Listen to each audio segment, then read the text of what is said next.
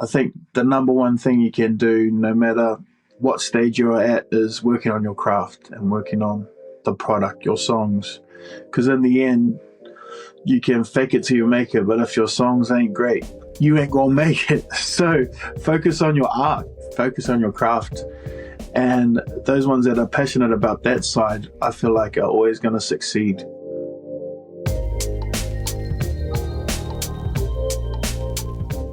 Kia ora everyone, joining me today is Troy Kingi, and Troy is an actor, multi-award winning, multi-genre musician, originally from Rotorua and Te Kaha, but now based in Kerikeri, where he lives with his wife and 5 kids.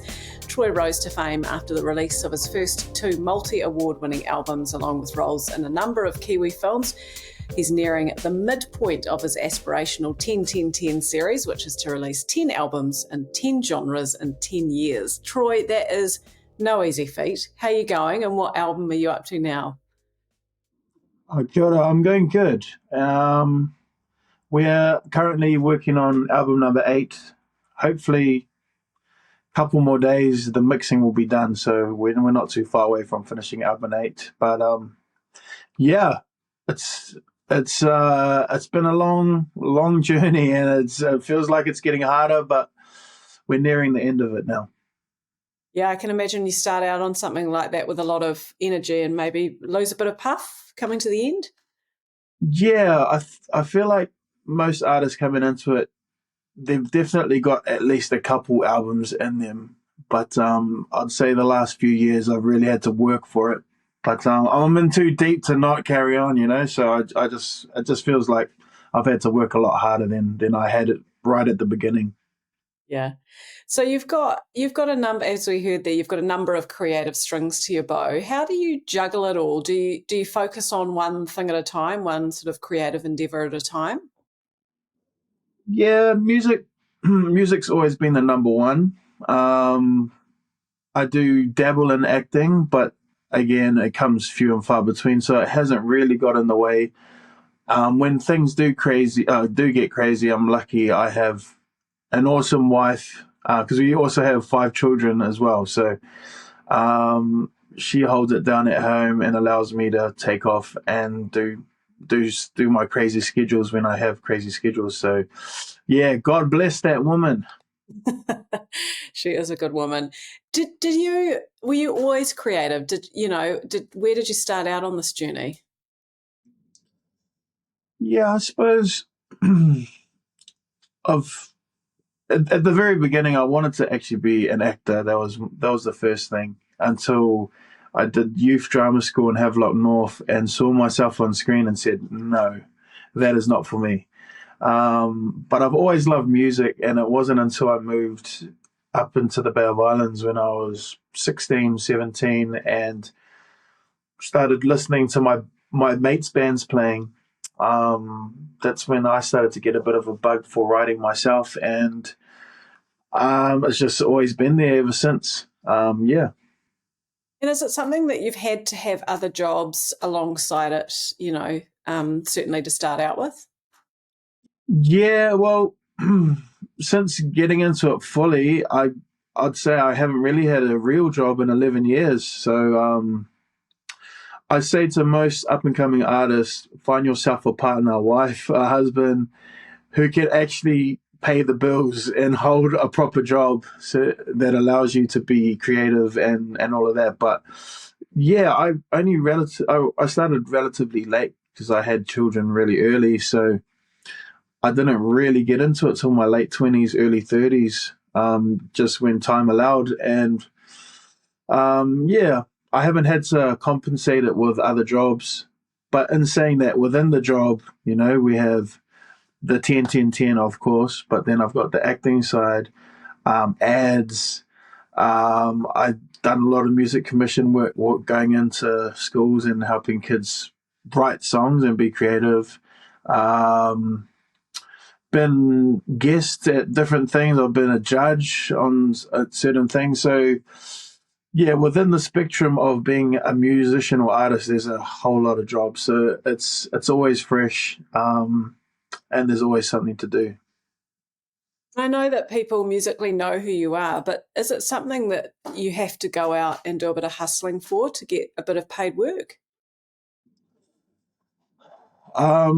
Yeah, luckily I've got an awesome team behind me. I have a booking agent, and I get offered a lot of jobs, but at the end of the day, they're the ones who say yes or no, because they're like, if you take this job, we're not going to be able to take this job in Auckland because it's like a month later. Or so they're a bit more strategic. I'll just be like, yeah, I'll take that, I'll take that, I'll take that, and they're like, no, we can only do this one at this time. So I just do what I'm told, really. I don't have to hustle. I've got my team that does that for me. Yeah. Is it sometimes a bit hard not to overcommit, especially if you've got 5 kids as well? Oh, definitely. I'm starting to learn that we've only just bought our first house, so we're in the mortgage game now. So having to hold the purse strings a bit closer, and you know, in the past, we were actually staying with my in-laws who are retired, and when I had downtime or I wasn't working for a month or so, it didn't really matter. But now it does, because now if we want to eat or if we want to have petrol, I actually have to be out doing stuff. So I have had to do a little bit of hustling, but it's picking up again. And yeah, I think the best thing we can do is just budget better and not live so extravagantly. Tough stuff. You've talked there a lot about how you're a family man. You've got 5 kids and a lovely wife. How do you balance, your work, your creative side, your family? Yeah, we still still learning as we go, but yeah, I have a lot of downtime, and when I'm away, it's work time. But as soon as I get back, I take that hat off and I focus on my family, focus on my kids, because they also got big lives. They all play sports and they got heaps of extracurricular activities. So I don't really have time to think about stuff. I'll tell my wife, hey, I need to block this week or these couple weeks coming up just for creating. Am I allowed to do that? And she'll be like, I've got a girls' night on Thursday or something. I was like, okay, I'll come home for that. But it's just communicating, really, communicating with your wife. Girls' nights are very important. Yeah, for sure. When you are working, like when you block out time like that, what does your working day look like? Do you, put some time aside and then that's the time you've got to be creative, or do you go with the flow once you feel it? I have a lot of unpaid work. So, for instance, finishing off this album, I've been traveling down to Puhoi to the studio just to do mixing and stuff, and I'm not getting paid to do this. But this is, I suppose, just looking to the future, and hopefully it's going to pay dividends later on. But that's kind of the way we've done it. We just come down and and work on it, and it's yeah. I feel like in order to be in the creative sector, you have to have a lot of passion for it, because there's a lot of times where you're doing unpaid stuff. But when I do actually have paid work, when I fly away and do shows or whatnot, I try and make every minute count when I'm away. So if I have to fly away and my wife is running around having to take the kids all over the place, I try and make sure that I'm working my ass off when I'm away. So if I have a show on a Saturday night and I leave Friday night or Friday afternoon or something, I might try and tee up a collaboration with someone in the studio, or I know most of the radio stations now, so I was like, do you want to have a chat in the morning, or I'll go and see a show or something like that. So I try and jam pack as much as I can. That way, you're still networking, you're still getting inspired as well, and you're just trying to get as much as you can out of each moment when you're away. Because as soon as I get back, like I said, I take that hat off and I'm into dad mode or into husband mode. So just got to try and get the most out of the time that I do have when I've got it. Yeah, yeah. When you are a musician, for young musicians coming through, hearing you talk, is it something that for a wee while you kind of have to fake it till you make it, because it is quite an unusual journey. It's quite an unusual career path for people to take. I think up and coming artists, whatever it is, painter, actor, musician, I'm going to speak on behalf of songwriters. I think the number one thing you can do, no matter what stage you're at, is working on your craft and working on the product, your songs.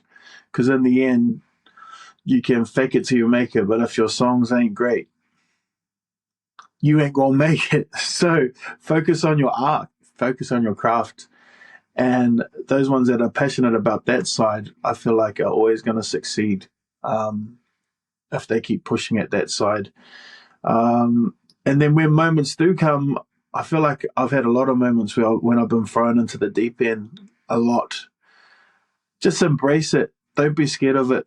And I suppose in that aspect, fake it till you make it. You get thrown in the deep end, you got to show no weakness sometimes. But you come out the other end of it and realize that there's other people that were working in it. They were on the edge of their seat, and they look at you thinking that you're strong, you're there, you got all the power, but you're just as scared as them. So opportunities may come when you're scared, but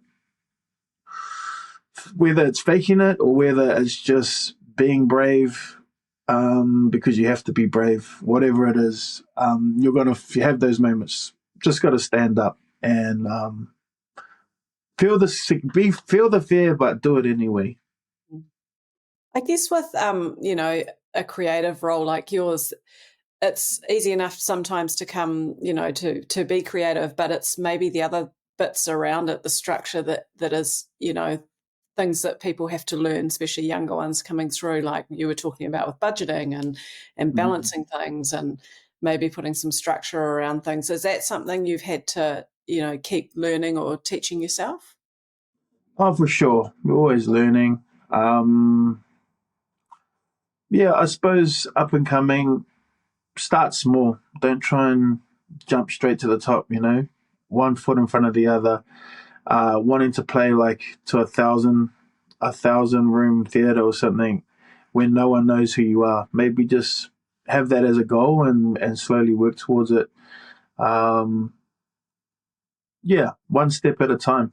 And if that's your goal and you're really passionate about it, you'll get there eventually.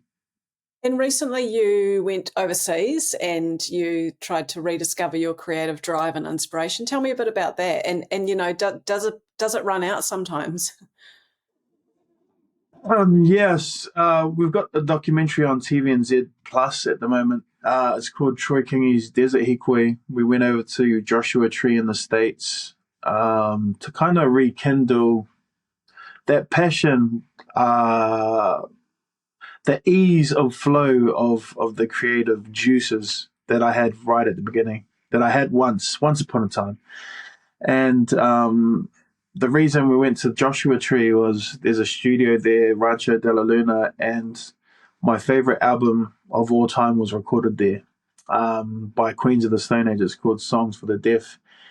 And I suppose just being in the place that your idols recorded in, that they sat in, that they had conversations, and we were hoping that some of that might rub off on us. And in the end, what we discovered was, yeah, we're trying to find this desert rock sound, but in the end, it's in us all along.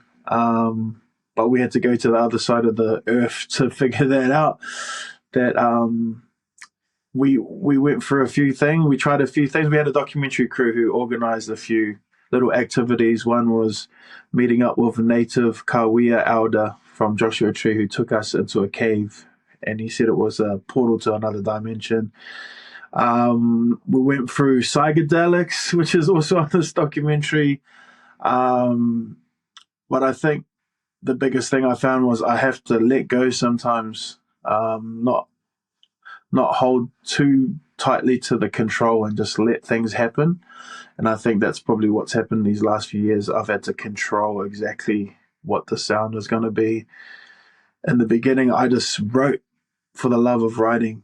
And so I just went over there with no expectations. We had three half pie songs that I was actually scared we weren't going to do anything. We had a whole documentary crew, had the band, and I wasn't sure if we were going to accomplish what we set out to accomplish. But we ended up returning home with 17 finished songs. So something definitely happened over there.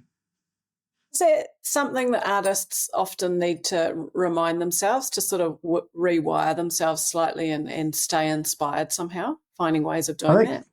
yeah, I think it depends from artist to artist. But being someone who's trying to kind of force it, I've I've played my hand saying I'm going to do 10 albums, 10 years, 10 different genres. There comes a stage where you might not actually know what to do, and you've been recording in the same studio, looking at the same things, and a year is not a long time for much to change in your life. Like from our first album to now, I still do the washing. I'm still taking my kids to rugby games and netball games. Like, what else are you going to sing about? What's inspiring to you? So I think that's a pretty easy way to change it up, is just to change your environment, put yourself in a quite an uncomfortable position as well, and that way you're going to be inspired differently than you would have if you just sat at home and done the usual thing. You've obviously, come up against challenges and setbacks like that, and other stuff probably. What are your tips for facing setbacks? Don't be hard on yourself is is a pretty good one. Um, Probably a good thing to start with actually is just start surrounding yourself with like-minded people and people that are there to help you up rather than bring you down. Because in the industry, there's a lot of people that say nice things to your face and then behind your back, not so nice. So surround yourself with a good team. Doesn't have to be a big team, but people that believe in you and believe in your vision. And when things aren't going right, don't be hard on yourself. And those ones that you're surrounded you with, sometimes they have the answers. And yeah, when you get stuck, put yourself in a new environment. Um, I have to rush it. That's probably the biggest thing difference. I have to make an album every year for 10 years. So if you don't put that sort of pressure on yourself, it might be a lot different. But yeah, don't rush it. If the answers aren't coming, try other things that might be conducive to creative thinking. Think outside the box, and maybe the answer will eventually come. You talked there about relationships with people. How important has that been in your career? And have you had people that you've looked up to and sort of used as a mentor to get advice and guidance from? Um, Not so much mentors, but just peers really. Like my band, for instance, I've had Marika, my bass player, and Trey, my drummer, since the beginning, and we'll do anything for each other, you know. So having them, I've had Matera Smith, who runs AAA Records that I'm a part of as well. He's been there since the second album, and yeah, I don't think I could find anyone that would say more beautiful words about me than that man. He really blows some smoke up my butt. But sometimes you just need those people in your corner. And also another beautiful man, Mark Russell, who's been documenting my journey at least for the last 6 years. Um, at the drop of a hat, he lives in Wanganui, but I'll turn up to a show and he's there filming. I was like, I didn't know you were going to be here. I was like, I'm everywhere. So you just need these cool cats that believe in what you're doing, really, and that are genuine people that ain't putting up a fake smile. You want real people around you. And sometimes in that regard, do you actively seek out new inspiration through different relationships and work with people who you haven't worked with before? For sure, for sure. I was lucky on my fifth album. For some reason, I decided to do a folk album, which I knew nothing about folk. So ended up getting Delaney Davidson as a co-writer on that one, and who helped guide me through that period. We've got a we've got a real strong relationship now. But I just learned so much from him and his way of approaching songs and just seeing it from someone else's angle. is enough to make me kind of change some of the things that I do, And I feel like anyone you respect, anyone whose art you admire, you spend enough time with them, you're going to learn a few tricks of the trade. So, and even collaborations I've had with a lot of amazing artists, just spending a little bit of time with them, you're like, oh, that's how you do that. Oh, cool. Oh, this is what you do. That's pretty cool. And I think I take a little bit from everyone as you go on. Um, I'd like to think I leave something for other people as well, but who knows? You have to ask them. I guess you've kind of created the perfect scenario for keeping yourself fresh and learning along the Mm, way, by changing it up all the time. Um, mm. is that something that you think you'll continue to do, is learning new, different ways of your craft? Yeah, through every project, through every album, I've learnt something really different. Um, After the 10th album, the goal is to move away from the artist arena as Troy Kingi and move more into that producing role. Um, that way, I'm working with young ones that have that fire that I was talking about, that fire that you come into the industry with. So I feel like with age, it slowly gets smaller and smaller. And then you work with someone that has that, and then your fire starts going again. And so I've already started working in that sort of realm. So yeah, moving away from Troy Kingi, the artist, and moving more into Troy Kingi, the producer. Not being the front person, just being in the background and helping. I just want to make a lot of cool music, whether it's my own music, whether it's other people's music. Doesn't matter. We just need that cool stuff out in the world. What would be your advice to someone who is wanting to set out on a creative life or continue to do it if they're doing it? I I just hope that they're passionate, really, because then they can overcome anything. You might have a lot of trials and tribulations. You might have moments, like you said. Do you need a second job? Sometimes you might need a second job, in order to pay for a new guitar or whatever. But as long as you have your goal and you never waver from it, get that second job, get that third job, and in the end, you see the big goal, that thing that you want to achieve in the back there. But always keep it in your mind.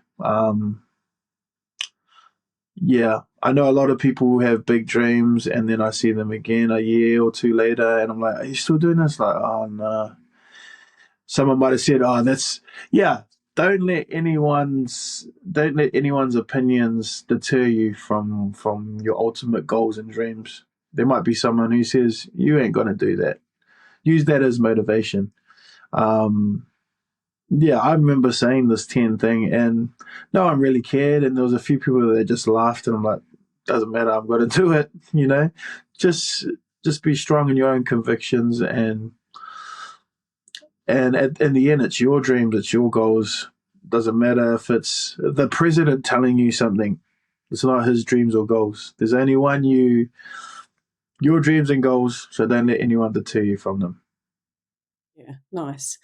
I've just got a few quick fire sort of Q&A questions just to ask Yeah. you to wrap it up. Um, so first up, what planning do you do and who helps you stay on track? Planning. Um, what planning are we talking about? Creative planning or, work planning? Most of my creative planning is very last minute. Kind of harks back to when I was at high school and doing school C. I wasn't one to study little bits over a period of time. I'd cram in the night before. I'm I still I still kind of I'm still kind of that same person.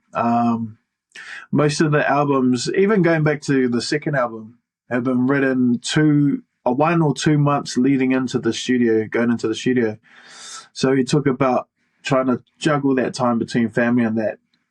It is all family time until the 2 months or a month leading into going into the studio, then it's just full on stress. That is the planning. Okay, and in about 8 months' time, I'm gonna have that 2 months of writing, that stressful time. So I see that on my calendar, stress time. Um, Other than that, uh, when I get flights booked for me for certain things, I'll just go onto my on my Air New Zealand app, and I'll see there'll be like 15 flights there. Sometimes I'm like, what is this flight for? And then I'll look on my calendar, nothing, and I got to go back through my emails, and I'm like, oh, that's right. So yeah, I'm pretty unorganized. Or how about that? I'm unorganized, but I still get to my places when I need to be there. I'll get to a show or I get to something. I'm like, what are we actually doing here? And they're like, oh my god, where do we have to be? I just got to go, and people tell me where I have to be.